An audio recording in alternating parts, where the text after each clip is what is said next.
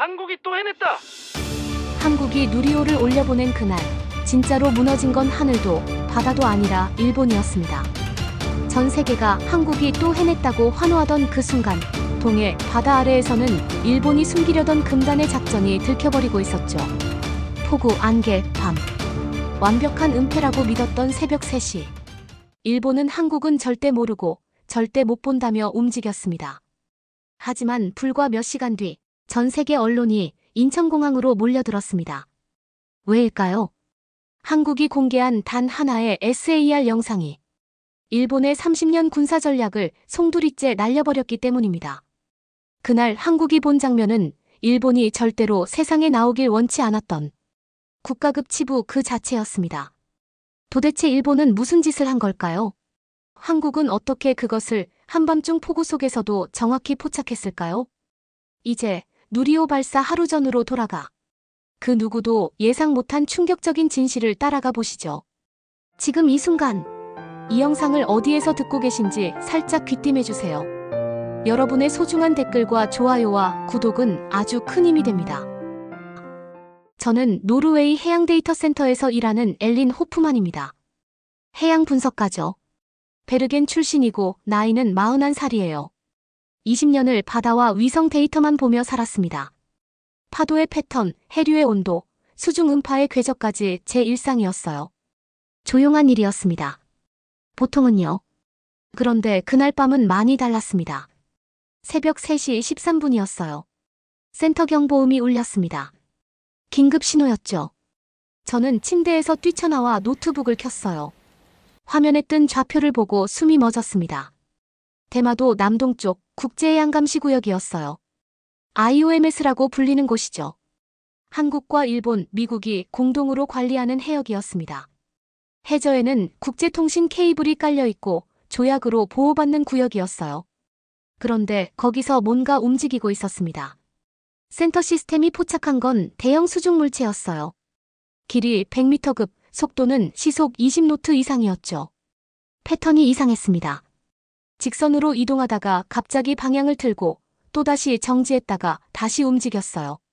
자연현상이 아니었습니다. 명백히 인공물이었죠. 전화가 울렸습니다. 센터장이었어요. 목소리가 떨리고 있었습니다. 엘린, 일본 측에서 연락이 왔어. 북한이나 중국 해양 드론일 가능성이 있다고 해. 지금 요격 준비 중이래. 저는 화면을 다시 확인했습니다. 궤적이 이상했어요. 침투라기엔 너무 노골적이었고 드론이라기엔 너무 컸죠. 그때 또 다른 메일이 도착했습니다. 발신자는 한국이었어요. 대한민국 해양조사원이었습니다. 제목은 간단했죠. 대마도 남동쪽 분석자료 공유. 저는 파일을 열었습니다. 그리고 놀랐어요. 한국 측이 이미 정밀 분석을 끝낸 상태였습니다. 궤적 데이터, 속도, 그래프, 심지어 수신별 이동 패턴까지 정리돼 있었어요. 결론은 명확했습니다. 이 물체는 외부 침투가 아니라 누군가가 의도적으로 은폐하며 이동 중이라는 거였어요. 그것도 IOMS 구역 한가운데서요. 한국은 이 데이터를 SAR 위성으로 포착했다고 적혀 있었습니다. SAR 합성 개구 레이더요. 날씨와 상관없이 지표면을 관측할 수 있는 위성 기술이죠. 저는 당황했습니다. 한국이 SAR 위성을 가지고 있다는 건 알았어요. 하지만 이 정도 정밀도로 수중 물체까지 추적할 수 있다는 건 몰랐습니다. 유럽 우주국도 못하는 수준이었어요. 미국 NRO나 가능한 기술이었죠. 그런데 한국이 해냈습니다. 그것도 실시간으로요. 센터장이 다시 전화했습니다. 일본 측이 한국 자료를 받았대. 근데 화가 났다는 거야. 한국이 왜 먼저 분석했냐고 따지는 중이래. 저는 어이가 없었어요. 긴급 상황에서 누가 먼저 분석했는지가 중요한 게 아니잖아요. 중요한 건 그 데이터가 정확한지였습니다. 저는 한국 자료를 면밀히 검토했습니다. 틀린 게 없었어요. 오히려 일본이 제공한 초기 데이터보다 훨씬 정밀했습니다. 한국은 물체의 길이뿐 아니라 이동 속도의 미세한 변화까지 잡아냈어요. 심지어 해저, 케이블과의 근접도까지 계산해놨죠. 이 정도면 단순 관측이 아니었습니다. 추적이었어요. 일본은 계속 북한 드론 가능성을 주장했습니다. 하지만 한국 데이터는 그게 아니라고 말하고 있었어요. 이 물체는 북쪽에서 온 게 아니라 남쪽에서 왔습니다. 일본 쪽에서 온 거였죠. 게다가 움직임이 훈련된 패턴이었어요. 군사작전 같았습니다. 센터는 혼란스러웠습니다. 일본은 한국 데이터를 믿지 않으려 했고, 한국은 조용히 더 많은 자료를 보내왔어요. 저는 그 자료들을 하나씩 분석했습니다. 한국의 분석이 맞았어요. 이건 침투가 아니었습니다. 누군가가 IOMS 구역 안에서 뭔가를 시도하고 있었던 거였죠. 그리고 한국은 그걸 다 보고 있었습니다. 새벽 5시가 됐어요. 저는 커피를 한 잔 더 마셨습니다. 손이 떨렸어요. 20년 경력에 이런 상황은 처음이었죠. 국제감시구역에서 정체불명 물체가 움직이고, 일본은 오판하고, 한국은 모든 걸 실시간으로 추적하고 있었습니다. 한국이라는 나라가 새삼 낯설게 느껴졌어요. 일본 반응은 빨랐습니다. 새벽 6시, 도쿄발 긴급 브리핑 자료가 센터로 들어왔어요. 일본 방위성 명이었죠. 내용은 간단했습니다. 대마도 남동쪽 감시구역에서 포착된 물체는 북한 또는 중국의 무인 잠수정으로 추정되며 일본 해상자위대가 대응 중이라는 거였어요. 저는 고개를 저었습니다. 한국 데이터와 완전히 달랐어요. 한국은 이미 그 물체가 남쪽에서 왔다고 분석했죠. 북한이나 중국 쪽이 아니었습니다. 일본은 왜 한국 자료를 무시하는 걸까요? 이해할 수 없었어요. 센터장이 회의를 소집했습니다. 노르웨이 해양데이터센터는 중립기관이에요. 어느 나라 편도 들지 않죠. 하지만 이번 건은 달랐습니다. 국제조약으로 보호받는 해역에서 일어난 일이었어요. 우리도 입장을 정해야 했죠. 15명이 모였습니다. 센터장이 먼저 말했어요. 일본 측은 한국 데이터의 신뢰성에 의문을 제기하고 있습니다. SAR 위성으로 수중 물체를 이 정도로 정밀하게 추적하는 건 기술적으로 어렵다는 입장이에요. 저는 손을 들었습니다. 저도 처음엔 그렇게 생각했습니다. 하지만 한국 자료를 검토해봤어요. 틀린 게 없었습니다. 동료 한스가 물었습니다. 엘린, 정말 가능해? SAR로 잠수함급 물체를 실시간 추적한다는 게? 저는 고개를 끄덕였어요. 가능합니다. 조건만 맞으면요. 해수면 온도 차이, 웨이크 패턴, 수심 변화까지 복합 분석하면 충분히 할 수 있어요.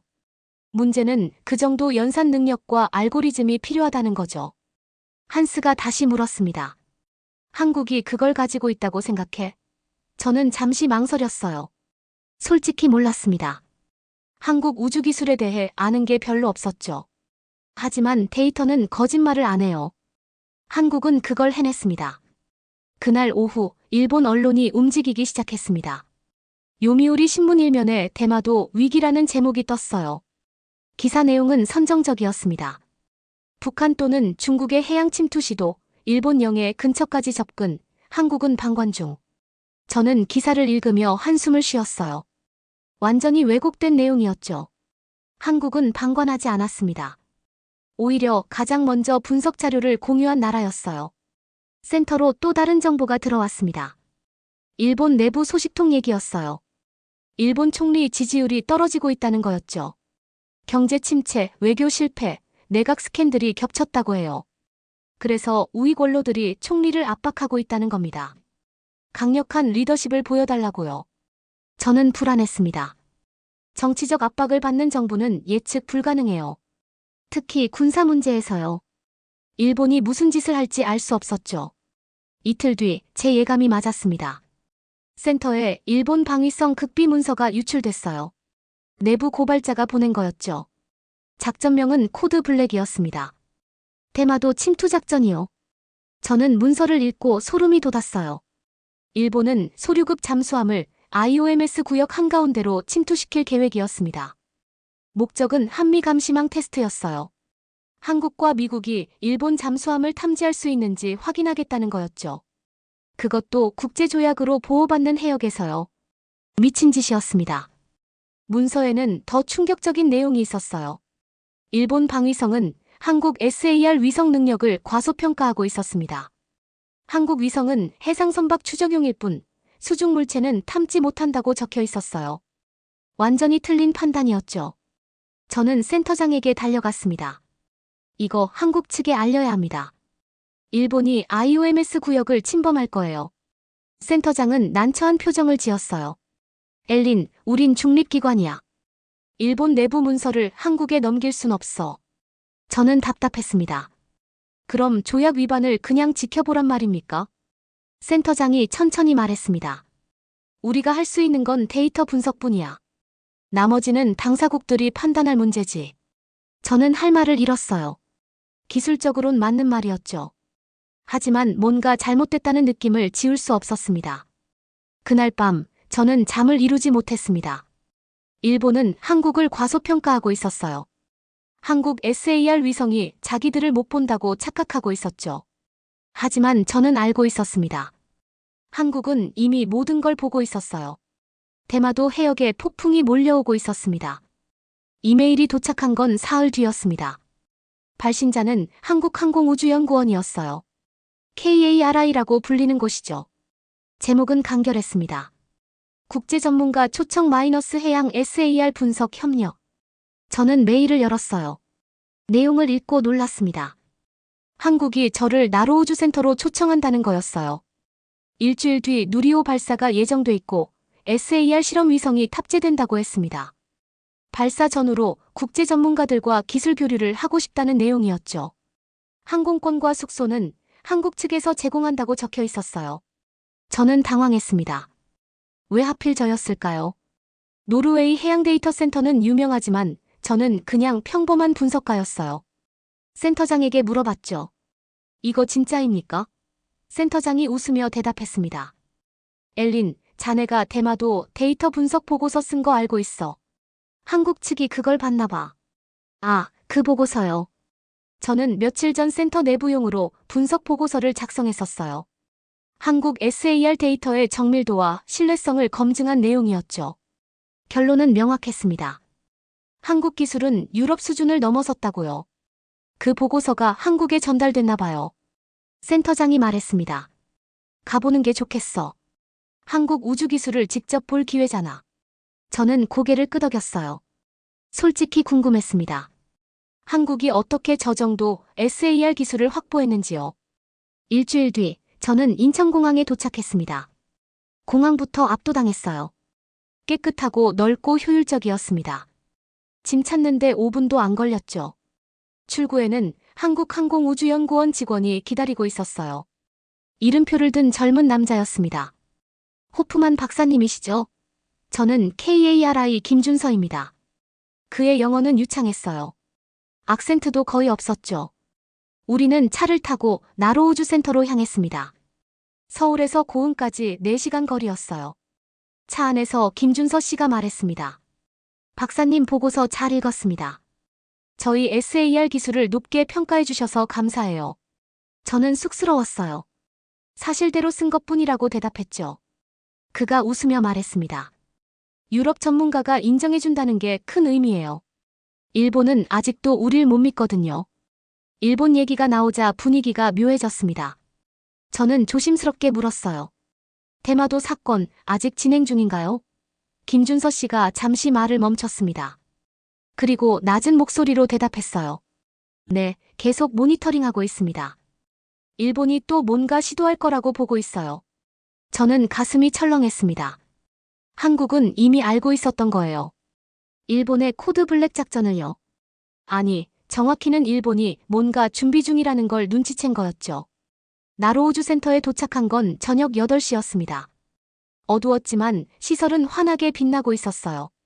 발사대가 보였습니다. 거대한 구조물이었죠. 누리호가 서 있었어요. 백색과 청색으로 칠해진 3단 로켓이었습니다. 아름다웠어요. 김준서 씨가 자랑스럽게 말했습니다. 순수 국내 기술로 만든 발사체입니다. 엔진부터 페이로드까지 전부 우리 손으로요. 저는 감탄했어요. 유럽 우주국도 이 정도 독자 기술은 없었죠. 대부분 국제 협력으로 만들었거든요. 숙소에 짐을 풀고 연구동으로 갔습니다. 밤 10시였지만 연구실은 불이 환하게 켜져 있었어요. 연구원들이 모니터 앞에 앉아 데이터를 분석하고 있었습니다. 저를 맞이한 건 SAR 연구팀장 박민지 박사였어요. 호프만 박사님, 먼 길 오시느라 고생하셨어요. 그녀는 30대 후반으로 보였습니다. 눈빛이 날카로웠어요. 우리는 악수를 나눴죠. 박민지 박사가 저를 분석실로 안내했습니다. 화면 6개가 벽에 걸려 있었어요. 실시간 해양 모니터링 시스템입니다. 화면에는 동해와 남해가 펼쳐져 있었어요. 선박들이 점으로 표시돼 있었죠. 박민지 박사가 마우스를 클릭했습니다. 화면이 확대됐어요. 대마도 남동쪽 해역이었습니다. 여기가 IOMS 구역이에요. 저희가 계속 주시하고 있는 곳이죠. 저는 화면을 응시했습니다. 해저 케이블 위치가 표시돼 있었어요. 그리고 점선으로 표시된 궤적이 보였죠. 이건 뭡니까? 제가 물었어요. 박민지 박사가 대답했습니다. 사흘 전 포착한 잠수 신호예요. 패턴상 군용 잠수함으로 추정됩니다. 저는 숨을 죽였어요. 일본 소류급이군요. 그녀가 고개를 끄덕였습니다. 맞아요. 길이, 속도, 회전 반경까지 소류급과 일치해요. 일본이 정말 작전을 시작한 겁니까? 박민지 박사가 한숨을 쉬었어요. 아직 확실하진 않아요. 하지만 움직임이 심상치 않죠. 국제감시구역 안쪽으로 계속 접근하고 있거든요. 저는 화면에서 눈을 떼지 못했습니다. 일본은 한국이 자기들을 못 본다고 생각하고 있었어요. 하지만 한국은 모든 걸 보고 있었습니다. 박민지 박사가 말했습니다. 내일 누리호 발사 리허설이 있어요. 참관하시겠어요? 저는 고개를 끄덕였죠. 물론입니다. 그녀가 미소 지었어요. 발사가 성공하면 SAR 위성이 궤도에 올라가요. 그럼 이 화면이 훨씬 더 선명해질 겁니다. 저는 전율했습니다. 한국은 지금도 일본 잠수함을 추적하고 있었어요. 그런데 새 위성이 올라가면 어떻게 될까요? 일본은 완전히 노출될 겁니다. 실시간으로요. 그날 밤 숙소로 돌아와서도 잠이 안 왔습니다. 창밖으로 발사대가 보였어요. 누리호가 조명을 받으며 서 있었죠.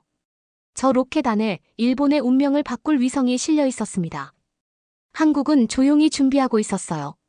일본은 아직 몰랐습니다. 자기들이 얼마나 위험한 게임을 하고 있는지요. 발사 이틀 전부터 날씨가 나빠지기 시작했습니다. 태풍이 북상하고 있었어요. 기상청은 고흥 지역에 폭우 경보를 내렸죠. 발사 당일에도 비가 올 가능성이 70%라고 했습니다. 저는 불안했어요. 김준서 씨에게 물었습니다. 발사 연기하는 거 아닙니까? 그가 난처한 표를 지었어요. 아직 최종 결정은 안 났어요. 하지만 발사 윈도우가 좁거든요. 이번 주를 놓치면 한 달을 기다려야 해요. 저는 고개를 끄덕였죠. 우주 발사는 타이밍이 전부였습니다. 발사 전날 밤 폭우가 쏟아졌습니다. 천둥이 치고 번개가 번쩍였어요. 연구동 창문이 흔들렸죠. 저는 걱정스러운 마음으로 밖을 바라봤습니다. 발사대에 서 있는 누리호가 빛 속에서 외로워 보였어요. 박민지 박사가 연구실로 들어왔습니다. 얼굴이 피곤해 보였어요. 밤새 기상 데이터를 분석했다고 했죠. 호프만 박사님, 내일 상황이 애매해요. 새벽까지는 비가 오는데 발사 시각인 오전 11시쯤엔 잠깐 그칠 수도 있대요. 저는 물었습니다. 확실합니까? 고개를 저었어요. 확실하진 않아요. 기상 모델마다 예측이 달라요. 어떤 건 비가 그친다고 하고 어떤 건 계속 온다고 하죠. 저는 한숨을 쉬었습니다. 도박이네요. 박민지 박사가 쓴웃음을 지었어요. 우주 개발이 원래 그래요. 발사 당일 새벽 5시였습니다. 저는 잠에서 깼어요. 여전히 비가 내리고 있었죠. 창밖은 어둡고 축축했습니다. 발사대 조명만 흐릿하게 보였어요. 저는 씻고 옷을 갈아입었습니다. 6시에 연구동으로 갔습니다. 이미 사람들로 붐볐어요. 발사 관계자, 연구원, 외국 참관단까지 모여 있었죠. 긴장감이 느껴졌습니다.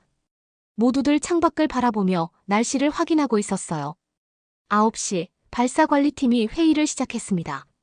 저도 참관석에 앉아 있었어요. 기상팀장이 먼저 보고했습니다. 현재 강수량은 시간당 15mm, 풍속은 초속 8m입니다. 발사 기준을 초과하고 있어요. 발사 책임자가 물었죠. 11시엔 어떻습니까? 기상팀장이 화면을 켰습니다. 레이더 영상이 나타났어요. 태풍 가장자리가 고흥을 스쳐가고 있었죠. 모델상으로는 10시 30분쯤 비구름이 빠져나갈 가능성이 있습니다. 하지만 확률은 50%예요.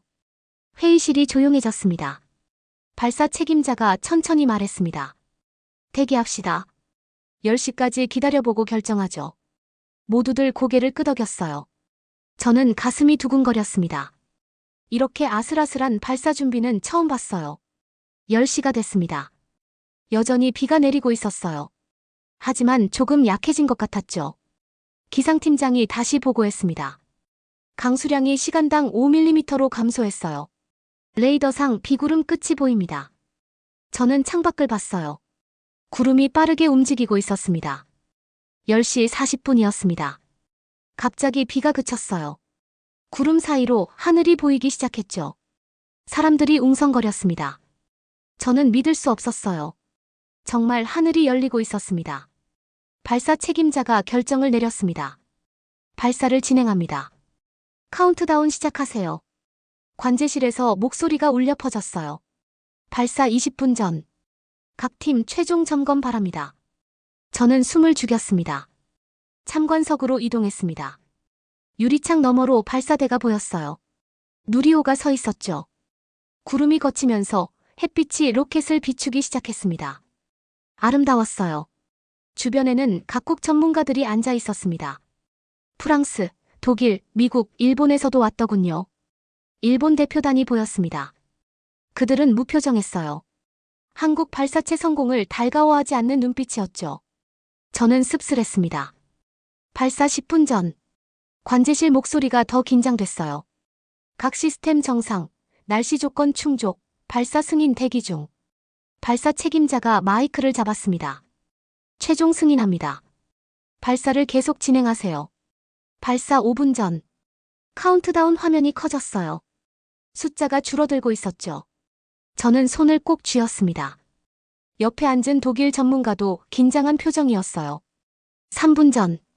발사대에서 하얀 증기가 피어올랐습니다. 연료 가압이 시작된 거예요. 누리호가 살아 움직이고 있었죠. 1분 전. 관제실이 숫자를 세기 시작했어요. 60, 59, 58. 제 심장도 같이 뛰었습니다. 40, 30, 20, 19, 8. 발사대 아래에서 불길이 터져 나왔습니다. 765. 굉음이 들렸어요. 건물이 흔들렸죠. 4, 3, 2, 1. 점화. 누리호가 떠올랐습니다. 천천히, 그러나 확실하게 하늘로 올라가기 시작했어요. 하얀 연기가 발사대를 뒤덮었죠. 불기둥이 로켓을 밀어 올렸습니다. 저는 넋을 잃고 바라봤어요. 아름다웠습니다. 누리호는 점점 빨라졌어요. 구름을 뚫고 올라갔죠. 몇 초 뒤에는 점으로 보였습니다. 그리고 사라졌어요. 하지만 관제실 화면에는 계속 신호가 잡히고 있었죠. 1단 분리 성공. 환호성이 터졌습니다. 사람들이 박수를 쳤어요. 저도 모르게 손뼉을 치고 있었죠. 2단 분리 성공. 다시 환호성이 울렸습니다. 관제실 직원들이 서로 악수하고 있었어요. 페어링 분리 성공. 박민지 박사가 제 옆으로 왔습니다. 눈에 눈물이 고여 있었어요. 해냈어요, 호프만 박사님. 우리가 해냈어요. 저는 그녀의 손을 잡았습니다. 축하합니다. 정말 대단해요. 3단 점화 성공. 마지막 관문이었습니다. 관제실이 조용해졌어요. 모두가 화면을 응시했죠. 목표 궤도 진입. 위성 분리 시작. 화면에 SAR 위성이 분리되는 모습이 나타났습니다. 천천히 누리호에서 떨어져 나갔어요. 그리고 우주 공간으로 펼쳐졌죠. 위성 분리 완료. 그 순간 참관실이 폭발했습니다. 사람들이 일어나 환호했어요. 박수가 터져 나왔죠. 어떤 이는 울고 있었습니다. 저도 가슴이 뜨거워졌어요. 이게 한국의 기술이었습니다. 순수 국내 기술로 만든 발사체가 위성을 우주에 올려놓은 거예요. 일본 대표단은 조용했습니다. 그들은 박수를 치긴 했지만 표정이 굳어 있었어요. 저는 이해했습니다. 일본에게 이건 단순한 발사 성공이 아니었죠. 한국이 우주강국 반열에 오른 순간이었습니다. 그리고 그들은 아직 몰랐어요. 저 위성이 자기들을 향해 눈을 뜨고 있다는 걸요. 발사 성공 다음 날이었습니다. 저는 새벽 6시에 눈을 떴어요. 흥분 때문에 잠을 설쳤죠. 어젯밤 축하 만찬에서 박민지 박사가 말했습니다. 내일 아침 첫 신호가 들어올 거예요. 함께 보시겠어요? 저는 당연히 그러겠다고 했죠. 7시에 연구동으로 갔습니다. 이미 SAR 연구팀이 모여 있었어요. 10명 정도 됐죠. 모니터 6대가 켜져 있었고 커피 냄새가 났습니다. 박민지 박사가 저를 반겼어요. 오셨네요. 첫 신호는 7시 30분쯤 올 거예요. 저는 의자에 앉았습니다. 긴장됐어요.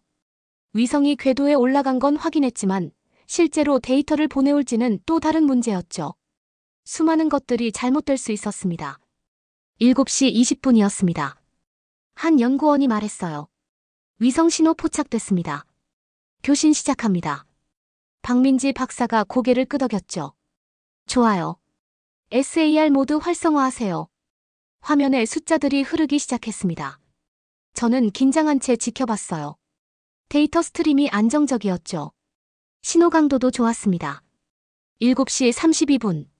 첫 이미지가 도착했습니다. 화면에 한반도가 나타났어요. 흑백 이미지였죠. 하지만 선명했습니다. 놀라울 정도로요. 해안선이 또렷하게 보였고 선박들도 하나하나 식별됐어요. 박민지 박사가 감탄했습니다. 해상도가 예상보다 좋네요. 1m급은 되는 것 같아요. 옆에 있던 김준서 씨가 말했죠. 구름이 없어서 그런가 봐요. 박민지 박사가 고개를 저었어요. 아니에요. SAR는 구름 관계 없어요. 그냥 성능이 좋은 거죠. 저는 화면에서 눈을 떼지 못했습니다. 유럽 우주국 SAR 위성과 비슷한 수준이었어요. 어쩌면 더 나을지도 몰랐죠. 한국이 정말 해낸 겁니다. 박민지 박사가 말했습니다. 대마도 해역으로 초점 맞춰볼까요? 다들 고개를 끄덕였어요. 연구원이 좌표를 입력했습니다. 화면이 이동하기 시작했죠. IOMS 구역이 나타났습니다. 처음엔 아무것도 보이지 않았어요. 그냥 검은 바다였죠. 하지만 박민지 박사가 필터를 조정하기 시작했습니다. 해수면 온도 차이, 웨이크 패턴, 수심 변화를 복합 분석하는 알고리즘이었어요. 그때 뭔가 나타났습니다. 희미한 선이었어요. 길게 이어진 궤적이었죠. 박민지 박사가 숨을 죽였습니다.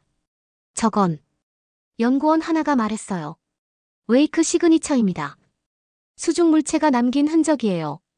박민지 박사가 확대했습니다. 선명해졌어요. 궤적 길이가 100m 정도였죠. 직선으로 이동하다가 방향을 틀고 다시 직선으로 나아가는 패턴이었습니다. 저는 소름이 돋았어요. 잠수함이었습니다. 김준서 씨가 데이터를 분석했습니다.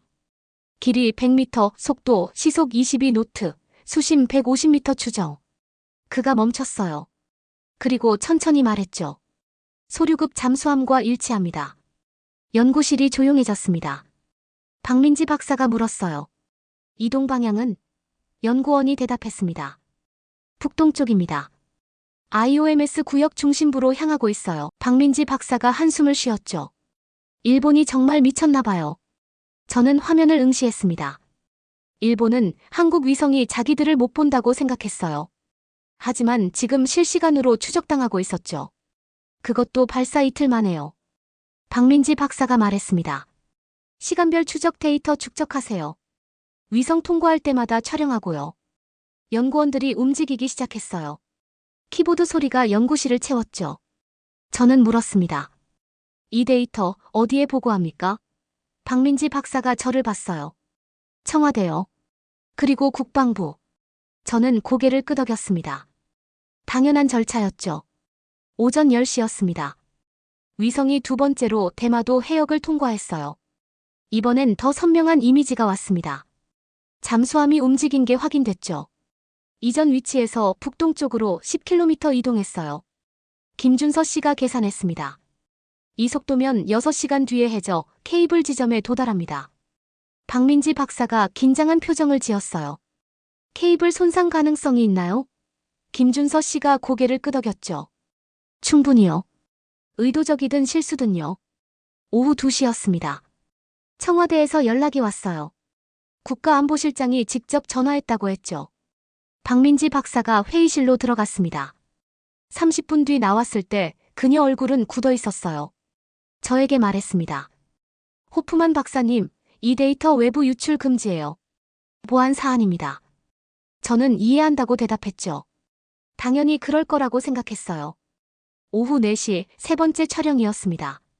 잠수함이 더 가까워졌어요. 해저 케이블까지 3km였죠. 연구원 하나가 말했습니다. 이 궤적이면 케이블 바로 위를 지나갑니다. 박민지 박사가 입술을 깨물었어요. 저는 불안했습니다. 일본은 국제조약을 어기고 있었어요. IOMS 구역에서 단독 군사 활동을 하는 건 명백한 위반이었죠. 게다가 해저 케이블 근처까지 접근하고 있었습니다. 위험했어요. 오후 6시였습니다. 박민지 박사가 팀원들을 모았어요. 모두 16명이 모였죠. 그녀가 말했습니다. 지금부터 24시간 교대 근무 들어갑니다. 위성 통과할 때마다 실시간 추적하세요. 데이터는 즉시 청와대와 국방부로 보내고요. 팀원들이 고개를 끄덕였어요. 저는 옆에서 지켜봤습니다. 한국 연구진의 긴장감이 느껴졌어요. 이건 단순한 실험이 아니었죠. 실전이었습니다. 밤 10시 네 번째 촬영이었습니다. 잠수함이 해저 케이블 바로 위에 있었어요. 정확히 케이블 위였죠. 김준서 씨가 말했습니다. 속도가 줄었어요. 시속 5노트로 감속했습니다. 박민지 박사가 물었죠. 뭐 하는 거예요? 연구원이 대답했습니다. 케이블 조사하는 것 같아요. 아니면 박민지 박사가 끼어들었어요. 아니면 뭐죠? 연구원이 망설였습니다. 설치 작업일 수도 있어요. 감청 장비 같은 거요. 연구실이 얼어붙었습니다. 만약 그게 사실이라면 국제 문제였어요. 한미일 공동통신망에 감청 장비를 설치한다는 건 동맹 배신이었죠. 박민지 박사가 전화를 들었습니다. 청와대에 긴급 보고했어요. 저는 숨을 죽이고 기다렸습니다. 30분 뒤 답이 왔습니다. 계속 추적하라는 지시였어요. 그리고 일본 대사관에 항해 준비 중이라고 했죠. 한국은 모든 증거를 쥐고 있었습니다. 일본 잠수함의 위치, 속도, 궤적, 심지어 해저, 케이블 근처에서 뭔가 했다는 정황까지요. SAR 위성이 다 기록했어요. 새벽 2시 5번째 촬영이었습니다. 잠수함이 움직이기 시작했어요. 남서쪽으로 방향을 틀었죠. 케이블 지점을 벗어나고 있었습니다. 김준서 씨가 말했어요. 철수하는 것 같아요. 하지만 이미 늦었습니다. 한국은 모든 걸 봤어요. 기록했죠. 일본의 은밀한 작전은 처음부터 끝까지 SAR 위성에 노출돼 있었습니다. 저는 경외감을 느꼈어요. 한국 기술이 이 정도일 줄은 몰랐습니다. 발사 이틀 만에 실전 투입됐고 완벽하게 작동했어요. 일본 최신 스텔스 잠수함을 실시간으로 추적했죠. 박민지 박사가 지친 표정으로 말했습니다. 이제 시작이에요, 호프만 박사님. 저는 그녀를 봤어요. 무슨 뜻입니까? 그녀가 쓴웃음을 지었죠. 일본은 아직 자기들이 걸렸다는 걸 몰라요. 알게 되면 난리가 날 겁니다. 저는 고개를 끄덕였습니다. 폭풍이 오고 있었어요. 새벽 6시에 연락이 왔습니다. 박민지 박사가 숙소로 전화했어요. 호프만 박사님, 지금 연구동으로 오실 수 있어요. 급한 일이 생겼어요. 저는 서둘러 옷을 입고 뛰쳐나갔죠. 연구동은 긴장감으로 가득했습니다. 평소보다 사람이 많았어요. 국방부 관계자들도 와 있었죠. 군복 입은 사람들이 모니터를 보고 있었습니다. 박민지 박사가 저를 회의실로 데려갔어요. 청와대에서 결정 났어요. 그녀가 낮은 목소리로 말했습니다. 오늘 오전 대통령이 일본 총리에게 직접 연락한대요. 저는 놀랐어요. 대통령이 직접이요? 박민지 박사가 고개를 끄덕였죠. 네, 이건 외교 문제예요. 조약 위반이거든요. 오전 9시였습니다. 연구동 대형 스크린에 청와대 상황실이 연결됐어요. 대통령과 보좌진들이 앉아 있었죠. 국가안보실장이 브리핑을 시작했습니다. SAR 위성 추적 결과를 보고하고 있었어요. 화면에 우리가 수집한 데이터가 나타났습니다. 일본 잠수함 궤적, 시간대별 위치, 해저, 케이블 근접 증거까지요. 대통령이 심각한 표정으로 듣고 있었어요. 보좌관 하나가 물었습니다. 확실합니까? 오판 가능성은요? 박민지 박사가 화면 너머로 대답했습니다. 오판 아닙니다. 소류급 잠수함 특징과 100% 일치해요. 길이, 속도, 회전 반경, 자망 깊이까지 모두요. 대통령이 고개를 끄덕였죠. 오전 10시였습니다. 대통령이 일본 총리에게 직통 전화를 걸었어요. 우리는 연구동에서 오디오로만 들을 수 있었죠. 긴장됐습니다. 총리님, 급히 연락드립니다. 대통령 목소리가 차분했어요. 하지만 단호했죠. 대마도 남동쪽 국제해양감시구역에서 귀국 잠수함이 활동 중인 것으로 확인됩니다. 설명 부탁드립니다. 잠시 침묵이 흘렀습니다. 일본 총리가 대답했어요. 목소리에 당황이 묻어났죠. 대통령 각하, 무슨 말씀이신지 잘 모르겠습니다. 저희는 그 해역에서 어떤 작전도 하고 있지 않은데요. 대통령이 냉정하게 말했습니다. 그렇습니까? 그럼 제가 좌표를 알려드리죠. 북위 34도 23분, 동경 129도 47분. 어제 밤 10시 기준입니다. 귀국 소류급 잠수함이 그 지점에 있었어요. 공기가 얼어붙었습니다. 저는 숨을 죽였어요. 대통령이 정확한 좌표를 읽어주고 있었죠. 일본 총리가 말을 잃은 게 느껴졌습니다. 각하, 그건. 총리 목소리가 흔들렸어요. 한미 합동 감시훈련일 겁니다. 사전에 통보된 훈련이죠. 대통령이 끼어들었습니다. 미국에 확인했습니다. 그런 훈련 없다고 하더군요. 침묵이 길어졌습니다. 저는 옆에 있는 박민지 박사를 봤어요. 그녀도 긴장한 표정이었죠. 김준서 씨는 주먹을 쥐고 있었습니다. 대통령이 계속 말했습니다. 더 알려드릴까요? 어제 밤 10시부터 11시 사이 귀국 잠수함은 한미일 공동해저 케이블 바로 위에서 속도를 줄였어요. 시속 5노트로요. 무슨 작업을 하신 겁니까? 일본 총리가 당황해서 대답했어요. 각하, 이건 오해입니다. 저희가 확인해보고 연락드리겠습니다. 대통령 목소리가 차가워졌죠. 오해가 아닙니다. 증거가 있어요. 그때 보좌관이 SAR 위성 이미지를 일본 측에 전송했습니다. 우리는 연구동 화면으로 봤어요. 잠수함 웨이크 시그니처가 선명하게 찍힌 사진이었죠. 시간대별로 6장이었습니다.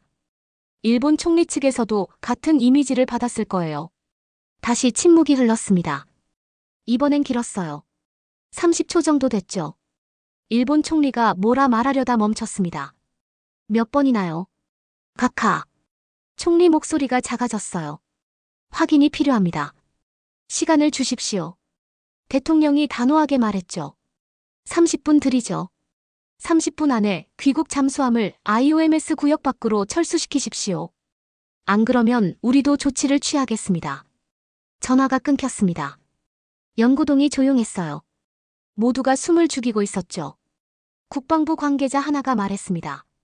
대통령님 대단하시네요. 박민지 박사가 쓴웃음을 지었어요. 증거가 확실하니까요. 저는 감탄했습니다. 한국 대통령이 일본 총리에게 정확한 좌표와 시간을 읽어준 거예요. 그것도 실시간 위성 데이터를 근거로요. 일본은 거짓말할 수 없었죠. 증거가 너무 명확했습니다. 오전 10시 30분이었습니다. SAR 위성이 다시 대마도 해역을 통과했어요. 연구원이 화면을 확대했죠. 잠수함이 보였습니다. 그런데 이동하고 있었어요. 방향이 남서쪽이에요. 김준서 씨가 말했습니다. IOMS 구역에서 벗어나고 있어요. 속도는 시속 25노트, 급속 철수 중입니다. 박민지 박사가 안도의 한숨을 쉬었어요. 일본이 굴복한 겁니다. 대통령 최후 통첩 30분도 안 돼서 잠수함을 빼낸 거예요. 한국 SAR 위성 앞에서 더 이상 숨을 수 없다는 걸 인정한 거였죠. 오전 11시 일본 총리에게서 답신이 왔습니다. 우리는 오디오로 들었어요. 각하, 확인 결과 저희 해상자위대 훈련함이 항로를 잘못 잡았던 것 같습니다. 즉시 철수 조치했습니다. 대통령이 차갑게 대답했죠. 항로 실수가 아니었습니다. 의도적 침투였어요. 총리가 변명하려 했어요. 각하, 그건 오해입니다. 저희는 대통령이 끊었습니다. 총리님, 다시는 이런 일 없기 바랍니다. IOMS는 국제조약 구역이에요. 단독 군사활동은 조약 위반입니다. 일본도 서명한 조약이죠. 총리가 할 말을 잃었습니다. 네, 카카. 죄송합니다. 목소리가 풀이 죽어 있었어요. 전화가 끊어졌죠. 연구동에서 박수가 터져 나왔습니다. 연구원들이 환호했어요. 국방부 관계자들도 웃고 있었죠. 박민지 박사가 제 어깨를 두드렸습니다. 봤죠, 호프만 박사님? 우리 위성이 해낸 거예요. 저는 고개를 끄덕였습니다. 정말 놀라운 장면이었어요. 한국이 기술력으로 일본을 완전히 제압한 거였죠. 거짓말할 틈도 주지 않았습니다. 정확한 좌표, 시간, 증거 사진까지 들이밀었어요. 오후 2시 뉴스가 터졌습니다. 일본 언론이 먼저 보도했어요. 한국, 일본 잠수함 추적 주장. 저는 일본 뉴스를 봤죠. 앵커가 당황한 표정이었습니다. 한국 정부가 우리 해상자위대 잠수함을 위성으로 추적했다고 주장하고 있습니다. 댓글이 폭발하고 있었어요. 한국이 그게 가능해? 거짓말 아니야. 하지만 곧 반론이 올라왔죠.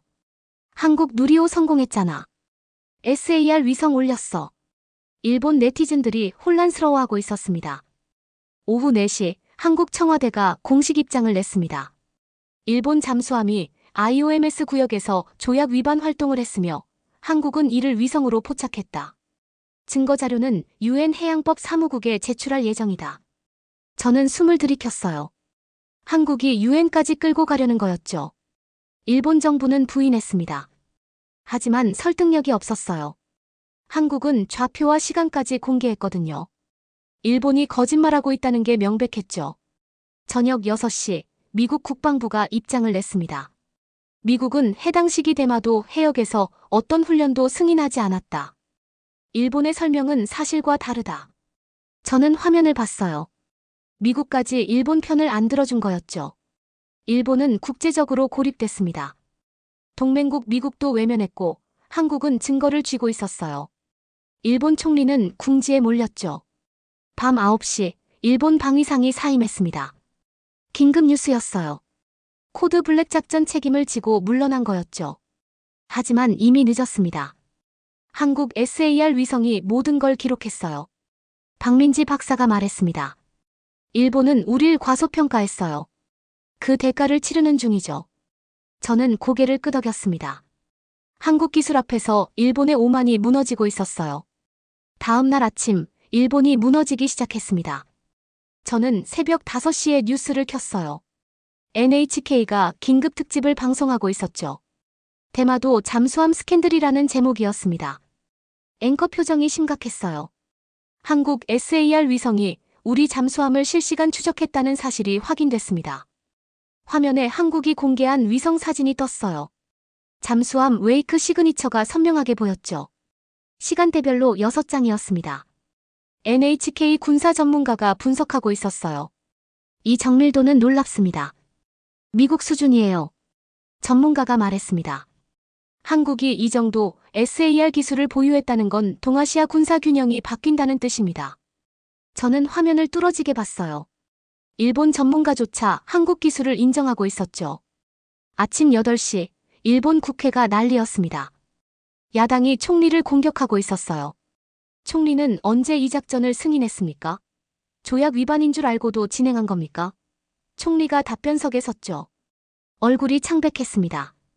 저는 작전 세부 사항을 몰랐습니다. 총리가 말했어요. 방위성의 독단적 결정이었습니다. 야당 의원이 소리쳤죠. 책임 회피입니까? 방위상은 이미 사임했어요. 이제 총리 차례 아닙니까? 여론이 들끓었습니다. 일본 트위터가 폭발하고 있었어요. 한국한테 들켰다는 게 믿기지 않아. 우리 스텔스 잠수함이 뭐 하는 거야? 부끄럽다. 댓글들이 쏟아졌죠. 저는 놀랐어요. 일본 국민들조차 자국 정부를 비난하고 있었습니다. 오전 10시 우익단체가 움직였습니다. 도쿄 거리에서 시위가 벌어졌어요. 한국 SAR 위성은 조작이다. 총리는 한국에 항의하라. 하지만 규모가 작았죠. 100명도 안 됐습니다. 일반 국민들은 외면하고 있었어요. 박민지 박사가 저에게 뉴스를 보여줬습니다. 요미우리 신문 사설이었어요. 우리는 한국 기술을 과소평가했다. SAR 위성 능력을 인정해야 한다. 저는 눈을 의심했죠. 일본 보수 언론이 한국을 인정하고 있었습니다. 오후 2시 제게 이메일이 왔습니다. 일본 방위성 연구소에서 보낸 거였어요. 호프만 박사님, 한국 SAR 기술에 대한 박사님의 평가를 듣고 싶습니다. 도쿄로 와주실 수 있습니까? 저는 당황했어요. 박민지 박사에게 보여줬습니다. 그녀가 눈살을 찌푸렸어요. 일본이 박사님을 포섭하려는 것 같은데요. 한국 기술을 깎아내리는 발언을 유도하려는 거예요. 저는 고개를 끄덕였죠. 저도 그렇게 생각했습니다. 답장을 쓰지 않았습니다. 오후 4시 또 이메일이 왔어요. 이번엔 일본 외무성이었죠. 박사님의 전문성을 존중합니다. 한국 데이터의 신뢰성에 대해 객관적 의견을 부탁드립니다. 저는 황당했어요. 노골적이었죠. 김준서 씨가 말했습니다. 일본이 절박한가 봐요. 국제 전문가 입을 빌려서라도 한국 기술을 의심하게 만들려는 거예요. 화가 났습니다. 제가 그럴 사람으로 보이나요? 저녁 6시 국제해양데이터학회에서 연락이 왔습니다. 긴급 화상회의 소집이었어요. 주제는 대마도 SAR 추적 사건이었죠. 저도 참석 요청을 받았습니다. 학회장이 말했어요. 호프만 박사 당신이 한국 현장에 있다면서요? 사실 확인 부탁합니다. 저는 카메라 앞에 앉았습니다. 화면에 30명이 넘는 전문가들이 보였어요. 유럽, 미국, 일본, 중국에서 접속했죠. 학회장이 물었습니다. 한국 SAR 데이터가 정말 신뢰할 만합니까? 저는 숨을 깊이 들이쉬었어요. 신뢰할 수 있습니다. 제가 직접 확인했어요. 해상도, 정밀도, 시간 정확성 모두 검증됐습니다. 일본 잠수함 추적 데이터는 과학적으로 타당해요. 일본 대표가 끼어들었습니다. 하지만 박사님, SAR로 수중 물체를 이 정도로 추적한다는 게 기술적으로 가능합니까? 저는 그를 똑바로 봤어요. 가능합니다. 웨이크 패턴, 해수면 온도 차이, 수심 변화를 복합 분석하면 충분히 할 수 있어요. 한국이 해냈습니다. 침묵이 흘렀습니다. 미국 NASA 연구원이 말했어요. 저도 호프만 박사 의견에 동의합니다. 한국 기술은 인상적이에요. 유럽 우주국 대표도 고개를 끄덕였죠. 우리도 한국과 협력을 검토 중입니다. 일본 대표 얼굴이 굳었습니다. 학회장이 정리했어요. 그럼 한국 SAR 기술을 학회에서 공식 인정하는 걸로 하겠습니다. 반대 의견 있습니까? 아무도 손을 들지 않았어요. 일본 대표조차요. 회의가 끝났습니다. 저는 안도했어요. 과학자로서 옳은 말을 했죠. 하지만 떨렸습니다. 일본을 적으로 돌렸을지도 몰랐어요. 밤 9시 박민지 박사가 찾아왔습니다. 호프만 박사님 회의 봤어요. 감사합니다. 저는 고개를 저었죠. 당연한 얘기를 했을 뿐이에요. 그녀가 미소 지었어요. 하지만 용기 있는 일이었어요.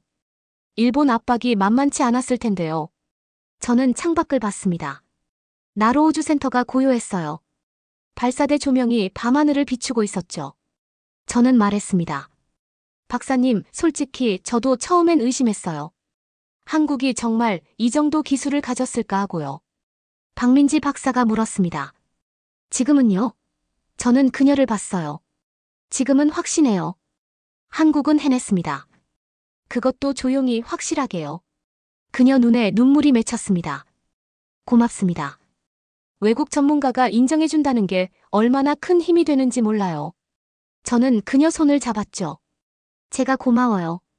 제대로 된 기술을 보여줘서요. 다음 날 아침, 일본 총리 지지율이 공개됐습니다. 23%였어요. 역대 최저치였죠. 대마도 사건이 결정타였습니다. 일본 국민들은 정부를 믿지 않았어요. 오후 3시, 일본 총리가 사과 기자회견을 열었습니다. IOMS 구역 침투는 잘못된 판단이었습니다. 한국 정부와 국민께 사과드립니다. 저는 화면을 봤어요. 총리가 고개를 숙이고 있었죠. 하지만 이미 늦었습니다. 한국 SAR 위성 앞에서 일본의 오만은 완전히 무너졌어요. 기술력으로 외교판을 뒤집은 거였죠. 저는 결심했습니다. 한국과 계속 일하고 싶었어요. 이 나라는 조용히 강해지고 있었습니다. 세계가 주목하지 않는 사이에요. 그리고 저는 그 역사의 증인이 되고 싶었죠. 박민지 박사에게 말했습니다. 노르웨이로 돌아가면 보고서를 쓸 거예요. 한국 SAR 기술의 과학적 가치를 정리해서요. 그녀가 놀란 표정을 지었어요. 정말요? 저는 고개를 끄덕였습니다. 세계가 알아야 해요.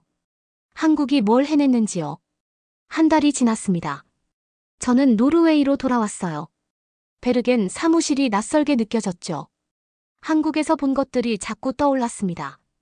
누리호 발사, SAR 위성, 일본 잠수함 추적, 그리고 한국 연구진의 눈빛까지요. 보고서를 쓰기 시작했습니다. 제목은 한국 SAR 기술의 전략적 가치였어요. 100페이지가 넘었죠. 기술 분석, 정밀도 검증, 국제 비교까지 담았습니다. 결론은 명확했어요. 한국은 해양 감시 분야에서 세계 최고 수준에 도달했다. 보고서를 국제해양데이터학회에 제출했습니다. 일주일 뒤 학회에서 연락이 왔어요. 이번 달 학술지 표지 논문으로 게재하겠다고 했죠. 저는 놀랐습니다. 그 정도로 평가받을 줄 몰랐어요. 논문이 발표되자 반응이 폭발했습니다. CNN이 먼저 보도했어요. 한국 위성기술, 세계 최고 수준 인정받아. 기사에는 제 인터뷰가 실렸죠. 호프만 박사는 한국 SAR 위성이 미국 NRO 수준이라고 평가했다. 저는 화면을 보며 떨렸어요. BBC도 특집을 만들었습니다. 테마도 사건을 재구성한 다큐멘터리였어요. 제가 나로우주센터에서 촬영한 영상도 들어갔죠. 한국 연구진이 모니터 앞에서 일본 잠수함을 추적하는 장면이었습니다. 시청자 반응이 뜨거웠어요. 한국이 이 정도였어? 놀랍다. 댓글들이 달렸죠. 일본을 실시간으로 추적했다니 대단한 기술력이다. 저는 뿌듯했습니다. 세계가 한국을 다시 보기 시작했어요. 노르웨이 공영방송 NRK에서 저를 초청했습니다. 생방송 인터뷰였어요. 앵커가 물었죠. 박사님, 한국 기술이 정말 그렇게 뛰어납니까? 저는 고개를 끄덕였어요. 뛰어난 정도가 아닙니다. 혁명적이에요. 앵커가 놀란 표정을 지었습니다. 혁명적이라니요? 저는 설명했어요. SAR 위성으로 수중 물체를 실시간 추적한다는 건 기존 개념을 바꾼 겁니다. 한국은 해양 감시의 새로운 기준을 만들었어요. 방송 반응이 뜨거웠습니다. 시청자 게시판에 댓글이 쏟아졌어요. 우리도 한국처럼 우주 개발해야 한다. 작은 나라도 할 수 있다는 걸 보여줬다. 저는 한국이 자랑스러웠습니다. 한 달 뒤 유럽 우주국에서 연락이 왔습니다. 한국과 SAR 기술 협력을 추진한다는 내용이었어요. 공동 연구, 데이터 공유, 위성 개발까지 논의 중이라고 했죠. 저는 감탄했어요. 유럽이 한국을 파트너로 인정한 겁니다. 미국 NASA도 움직였습니다. 한국항공우주연구원과 MOU를 체결한다고 발표했어요. 심우주 탐사, 달 착륙선, SAR 기술 협력이 포함됐죠. 저는 뉴스를 보며 웃었습니다. 한국이 우주강국 반열에 올라선 거예요. 일본은 조용했습니다. 대마도 사건 이후 일본 정부는 한국 기술을 공개적으로 인정했어요. 방위백서에도 실렸죠. 한국 SAR 위성은 동아시아 안보 환경을 변화시켰다. 저는 아이러니하다고 생각했어요. 일본이 가장 먼저 한국 기술을 체감했으니까요. 석 달 뒤 박민지 박사에게서 이메일이 왔습니다. 호프만 박사님, JSAR 위성군 프로젝트가 승인됐어요. 5기를 더 올릴 계획입니다. 함께 하실 의향 있으세요? 저는 이메일을 읽고 미소 지었어요. 답장을 바로 보냈습니다. 물론입니다. 언제든 초청하세요. 박민지 박사가 곧바로 답했어요. 감사합니다. 다음 달 회의 일정 보내드릴게요. 센터장을 찾아갔습니다. 한국 프로젝트에 장기 참여하고 싶다고 말했죠. 센터장이 웃으며 대답했어요. 엘린, 자네 한국 홍보대사 됐어. 저는 쑥스러웠어요. 하지만 부정하지 않았습니다. 사실이었으니까요. 6달 뒤 저는 다시 한국에 있었습니다. 이번엔 서울이었어요. 국제 우주 컨퍼런스가 열렸죠. 40개국에서 전문가들이 왔습니다. 주제는 해양 SAR 기술의 미래였어요. 박민지 박사가 기조연설을 했습니다. 한국은 JSAR 위성군으로 전 세계 해양을 실시간 감시할 계획입니다. 데이터는 국제사회와 공유하겠습니다. 청중이 박수를 쳤어요. 저도 손뼉을 쳤죠. 휴식 시간에 일본 대표가 다가왔습니다. 호프만 박사님, 그동안 안녕하셨습니까? 저는 악수했어요. 그가 조심스럽게 말했죠. 대마도 사건은 저희에게 교훈이었습니다. 한국 기술을 과소평가한 게 실수였어요. 저는 고개를 끄덕였습니다. 인정하는 게 중요하죠. 그가 쓴웃음을 지었어요. 이제 일본도 한국과 협력할 때입니다. 경쟁만 할 순 없으니까요. 저는 동의했어요. 협력이 답이에요. 컨퍼런스 마지막 날, 발표 순서가 제게 왔습니다. 저는 무대에 올라갔어요. 청중이 300명은 됐죠. 심호흡을 했습니다. 그리고 말했어요. 한국 SAR 기술이 세계에 보여준 건 명확합니다. 작은 나라도 할 수 있다는 것. 조용히 준비하면 세계를 놀라게 할 수 있다는 것. 기술이 외교를 바꿀 수 있다는 것. 청중이 숨죽이며 들었어요. 저는 계속 말했죠. 한국은 무기가 아니라 감시로, 위협이 아니라 투명성으로, 대결이 아니라 협력으로 평화를 만들고 있습니다. 이게 진짜 강대국의 모습이에요. 박수가 터져 나왔습니다.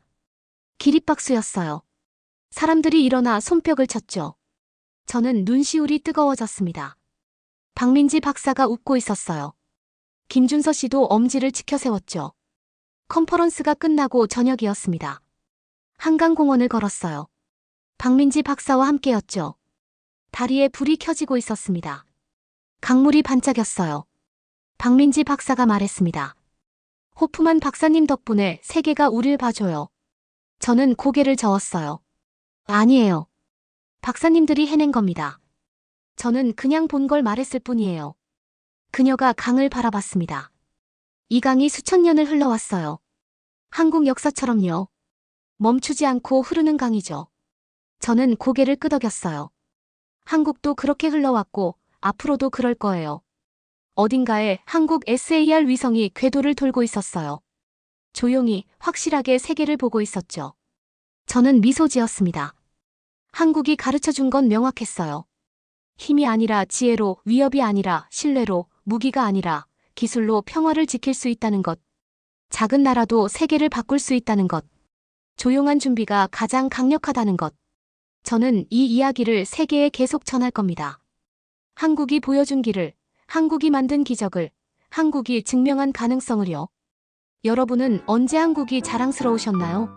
댓글로 여러분의 이야기를 나눠주세요. 좋아요와 구독 부탁드립니다. 앞으로도 한국의 진짜 이야기를 열심히 전하겠습니다. 함께 해주셔서 고맙습니다.